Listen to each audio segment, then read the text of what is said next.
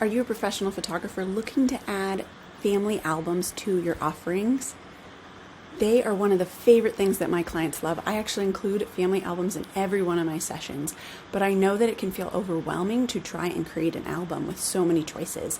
So this video is going to walk you through my entire process of how I use Fundy Designer Suite to design a family photo album in less than 10 minutes. Ready? Let's go. Okay, so this is Fundy Designer Suite, and when you open it up, this is version 10. It might even need to be updated, but it works for me. So this is when you come in, you just click New Project and you name it. I'm just gonna put this and open it. And the great thing about Fundy is you can create wall displays, you can create many different ways, cards and whatnot. I basically just use it for albums, and I will do wall displays, but this video is about albums. Now I have set up favorites, and so I'm showing you how to do that, but I print my albums through Miller's. There's other designers that you can select right in here, but when you heart it, add a heart, you can filter by those, so it only shows those. If I uncheck that, it should give lots of options that you can use, but I like to keep things fast. So we'll click through that. Again, the same options, signature book, that is the album type that I include with all of my family and newborn sessions, but we're gonna focus on a family album today. I include the 8x8 size. I also include a questionnaire that I allow clients to upgrade their album, and I get about 30 to 50% of clients that upgrade the album just by having that questionnaire. But here's a basic cover. Fundy doesn't allow you to change that cover for the preview. It's kind of a pain, but it's not really a big deal for clients because they know I give examples in their questionnaire. I have a page, a link to a page for after their session where they can view the cover color choices for the albums. Then you want to name your album and click. So this is kind of the the starting page of albums here. Down here you can upload your photos, so I'm going to do that right now. It's great because you can drag and drop. I'm actually going to use a maternity session, but they also had a full family session, so we're going to do that right now. While this is finishing recording, I want to say that I have a typical workflow when I approach a family photo session, which helps in my album design process. Meaning I usually start the family session with the whole family posed, kind of that grandparent shot. I'm a lifestyle family photographer, so then I look for more connection, and then I again structure my session and move through it in a way that builds a beautiful album and tells a beautiful story. With that, should a child need a little break or not want to do a pose or kind of do something, it's okay. And each family's album will be unique to their family and their session. So this is finished uploading. Sometimes I deliver very large galleries if it takes a long time to upload.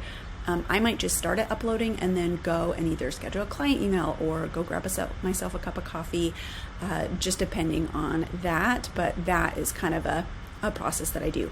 So then Fundy has this great auto design feature, and it is a perfect place for me to start.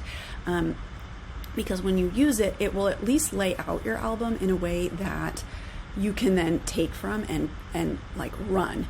It saves me a ton of time. So I will click auto design, and then it's gonna create these numbers, however, based on how many images are there.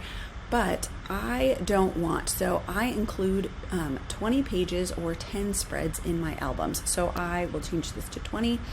And then again, the total images that you want to include will depend on you and your business, how many images you took, the number of kids in a family.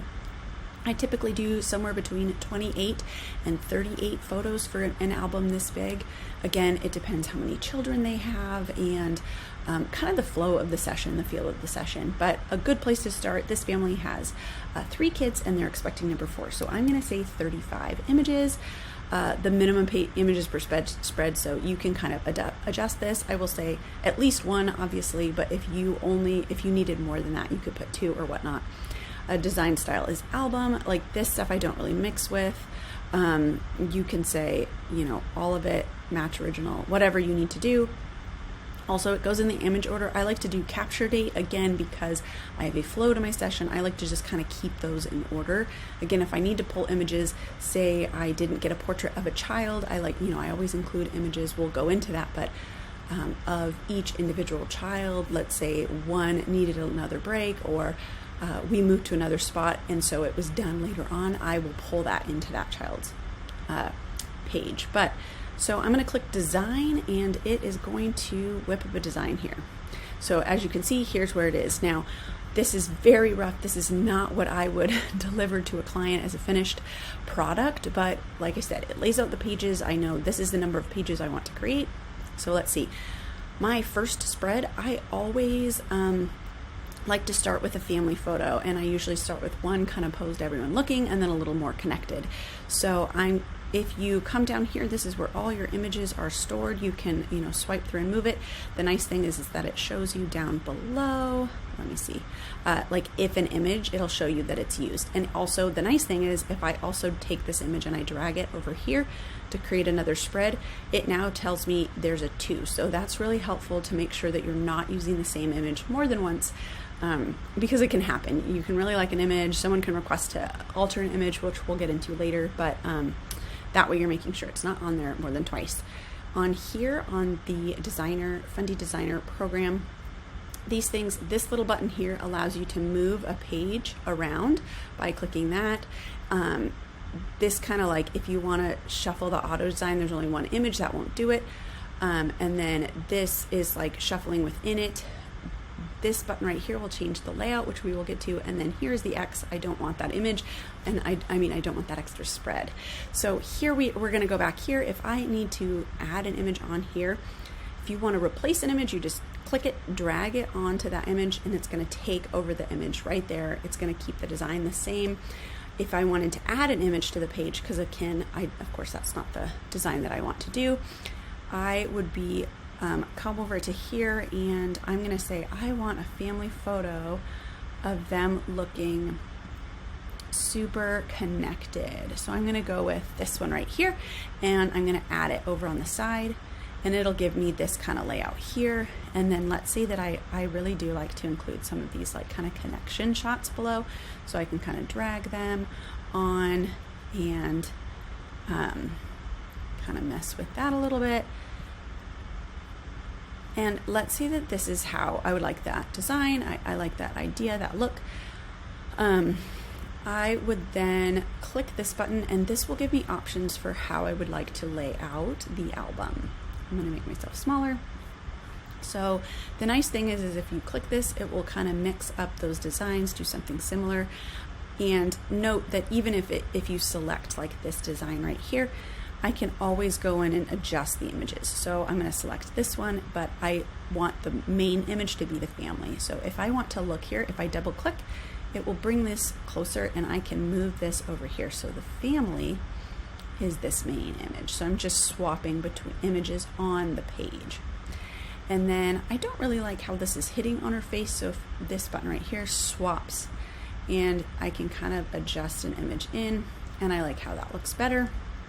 But I noticed that, there's 3 kids, and if I'm doing a feature on one, I'm going to actually take these 2 out, include that on another page. And there is kind of my first spread. Go back to view, and now I'm going to go through and start collecting. So in my flow, again, let's move my face again.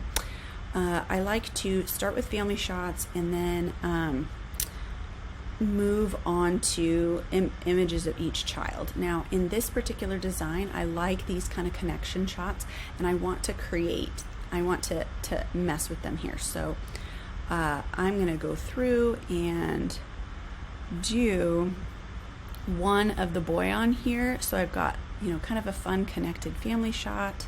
I might even change that to this one because I like that image better. That shows the whole family, and then I really want to bring the boy in, so I'm going to change that to right here. So there I've got some good connection, and then I'm going to move on to how I progressed through the session. Often at this point, I then go to the sibling shots and images of each child. At this particular time, Mama had, she was in a lot of pain for pregnancy, like standing was a long time, so I was trying to utilize that time and then give her time to sit before we moved to the next location. So I did move on to Mom and the kids, which if I'm scrolling through, I might then work on that and just kind of slide it to another page. So I'm going to say, oh, I want to include image of Mom and the kids, and have kind of that focus. And then also I really love this picture, so I'm going to put this one over here though. And then move on. Like, here's some individuals of the kids. So I'm going to move this page over here because it auto-designed. Again, it's one of those things where my flow just got off a little bit from what I normally do. So let's do a full page spread of all the siblings together. And even if it's not the exact image that I'm doing, when I use images from, I know, okay, this is the focus that I want for this spread, and it'll help me as I come to them in. And then I might say, oh, I also want to include a picture here of just Mom and Dad again. If you do something you don't like, you can always Command or Control Z. I didn't want to take over the image, I want to add it. So this is taking over the image, this is adding it, and I will adjust this layout later as I see fit. And now I was focusing on just the kids and they were cracking up. So I am going to put them right in here. And I do like with the 3 kids, I think I want more than one. They were so cute and connected. So I want to have several images from this group. Again, when you're dealing with multiple kids, I really like to make sure that it's a good variety where every child has an opportunity to kind of show their personality. And so these 3 images were sweet. I like how that plays together. I even like the layout. I might see about swapping it and see how I'm just clicking and dragging and it kind of moves it over. So I don't like to have this center line, even though it's a lay flat album. I don't like to have faces right on that crease. And then I just make sure that these, again, I'm just clicking and kind of dragging. Now let's say that I wanted to zoom in here. If you click this wrench button, if that's what you call it, right here, you can kind of zoom in. I can click and drag, and then I can be like, oh, I want it to be a little bit closer here, so I'm going to do that. Go back to view. Okay, so now I've got a good sibling shot. Now I want to do photos of each kid, and I usually give, again, depending on the number of kids they have, the number of expressions they have. Older kids tend to give just a couple expressions, so maybe I am only doing one picture. This one with how awesome their session was, how many photos, I'm going to put I'm going to put 2 images per child and put all 6 onto this spread right here. And so what I'm going to do is put, like, her, isn't she adorable? I might put her little detail curl shot and then that smile, which is super cute. And then I'm going to switch to this one. Her little face is so sweet. And then I'm going to go on to the other little girl. Oh, what a sweet, sweet smile. And I like that smile, so I'm going to replace this one. Then we need to find the little boy. And again, sometimes I might decide something and then go, oh man, I really had so many great photos of this family. I might need to do another spread or give each child a page. But for the sake of this photo session, we're going to do this. I might also be like, hey, look, I'm not one to push album upgrades or page upgrades, but I might say I had a hard time including photos. Like, let me know when we can get another spread or 2 designed so that each kid, now as I come in closer, sometimes I'll pick images and be like, oh, those smiles are pretty similar. I want to kind of update these, and here is like a better smile of him or a little bit different look. So I'm going to go through and I might do kind of mix up what they look like, but all 3 kids, again, you can kind of mix and match. But I also don't like how this is making it come through. So I might update the layout and kind of go through. And sometimes then when I'm doing that, especially when there's 3 kids, I might decide, okay, I need to just have 2 pages like this. I like to try and keep it even. So if I decide this, I then know I'm going to include another spread. So what I will do is I'll go, okay, this little girl is going to be here. I also will do designs of albums with in oldest to youngest order, just again for simplicity's sake. And so what I'm going to do is I need one more photo of each, and I want to create, this little boy had lost a tooth, so I am going to add this image here because I know I want it to go into this spread, but I really want this one to go here. And then I'm going to do the same with the other little girl. And this might change my album design because she had this really fun flowy dress. There we go. And then I'll be like, oh, let's swap this, let's see, and kind of mess with designs that highlight both children. And sometimes, again, if I like the idea of this, but I really don't want to, I don't want this picture to overtake, or like I want each kid to have their own page, you can mess with things like dragging lines like this. And then I can go in here and be like, this is too zoomed in. Whoops. If you double click, you can go in and make changes to the image. I don't want to do that. So I'll kind of adjust this. Computer is gonna think. So there we go. And I like that very much better. Okay. And then in this spread, I'm going to do the little girl. And sometimes, again, when this happens, where, especially with 3 kids, I might do one page with the siblings and then one here with one sibling. But what I'm going to do is I'm going to do this little girl. Where is she? Oh, she was so cute. So then I can add in her little smile. Where was it?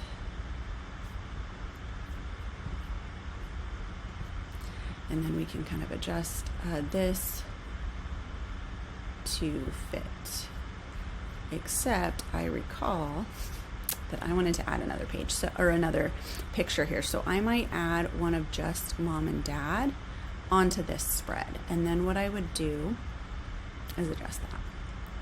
Again, I like to create balance in the family. I like it to be about the entire family, not just one child, or highlight maybe what they are doing. So I will switch this one, and then I'll come in and adjust, because again, we're keeping the siblings together. And yeah, super sweet. Oh, her curls, isn't she just the cutest? Okay, so with that, this spread I've already done. I like it like that. I kind of like the thing. And then at this point, I really like to have a full page spread. And so often what I'll do to test images is take one that's already there, put it onto a full page spread, and see how I like it. And sometimes it takes a little bit of playing, because it does crop your image top and bottom, right? Especially in an 8x8. So I mess with that.